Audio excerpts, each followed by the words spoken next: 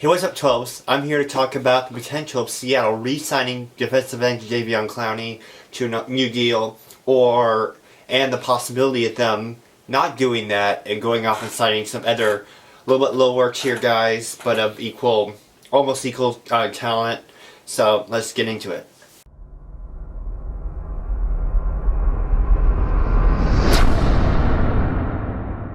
So Seattle was able to acquire defensive end Clowney from the Houston Texans last season on a franchise tag. Since they waited the deadline, they were unable to extend his contract, and so they had to wait till this year. Coming into this offseason, Clowney said that he would like to play with a contender, making his price range a little bit lower for Seattle, which would put them in the mix. Seattle wants to get to the Super Bowl, and Russell Wilson has asked head coach Pete Carroll to go out and get more weapons for him on defense and on offense.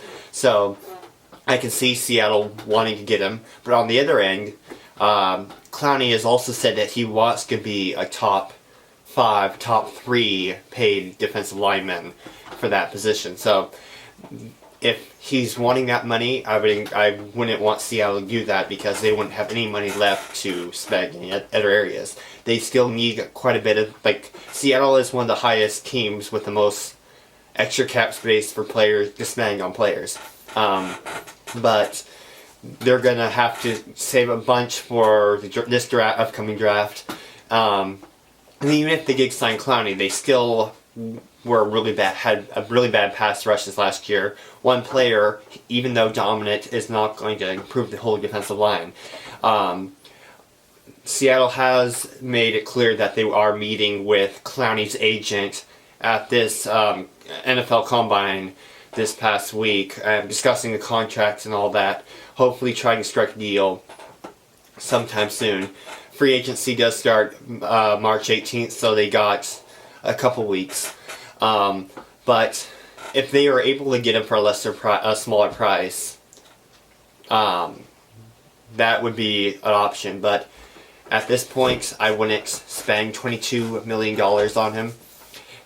Some other options Seattle has coming into free agency: Atlanta Falcons pass rusher Vic Beasley, who was pretty good in the 2016 Super Bowl 51 appearance by Atlanta.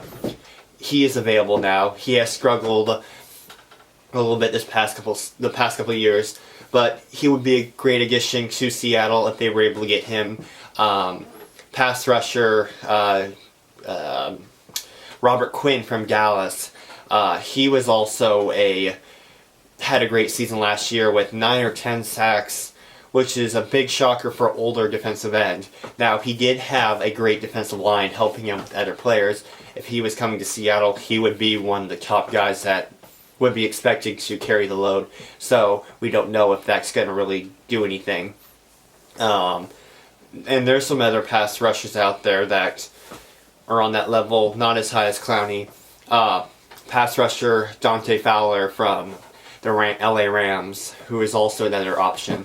He was a first-round pick by Jacksonville, failed there. He was traded to the Rams as a complementary piece to the rest of the Rams' great defense with Michael Brockers and Aaron Donald and all those great players right there. So he was just another player that it was easy for him to adjust there. Now, coming to Seattle, he'll probably expect to carry a bigger load, so we don't know if he can do that. So if Clowney is wanting $22 million, I would suggest Seattle going out and signing 2-3 big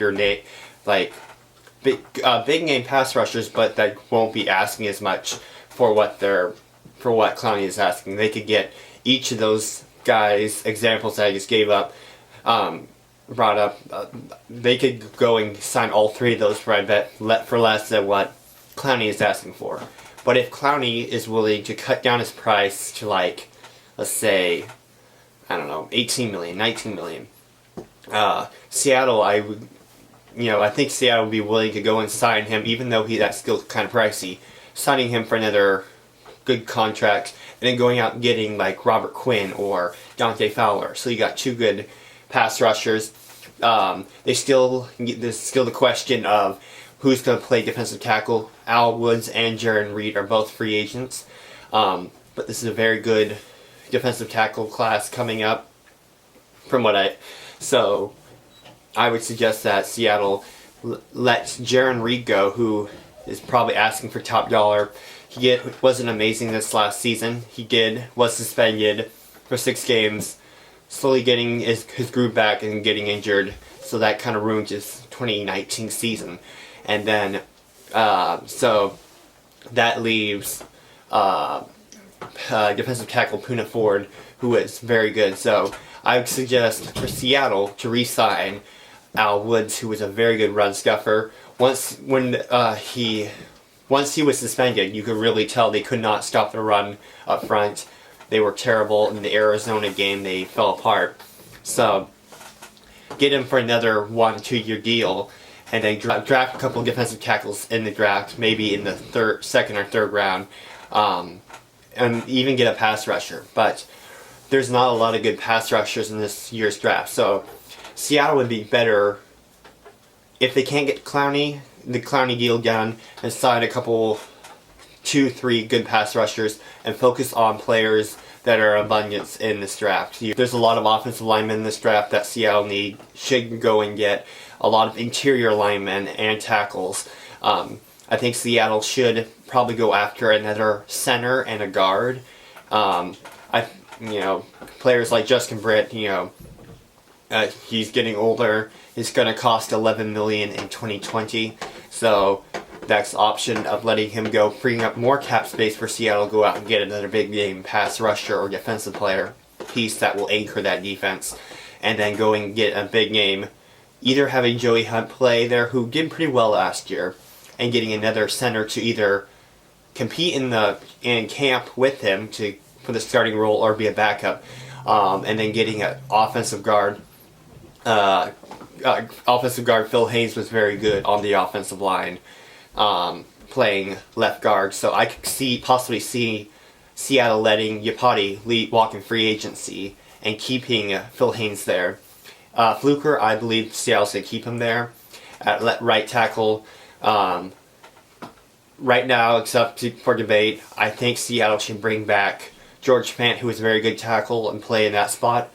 We all know that Seattle brought back tight end Greg Olsen, who is a very good run blocker. They also have Will Dissly, so it's a very good.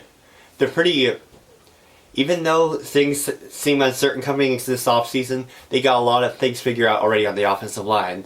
They only need to make 1 or 2 moves. Jamarco Jones can also play a right and left guard, and he's also a tackle. So, Pete Carroll has said that they'd like to try him out at the tackle position. So that is an option there. So should Seattle sign Clowney to a new deal this offseason? If they can get him for less than $20 million or $20 million at most, I'd say yes. If he's asking for more, I wouldn't, because all the money would be tied up in him, and you'd have a bunch of mediocre defensive linemen with him doing it all. So I wouldn't do that.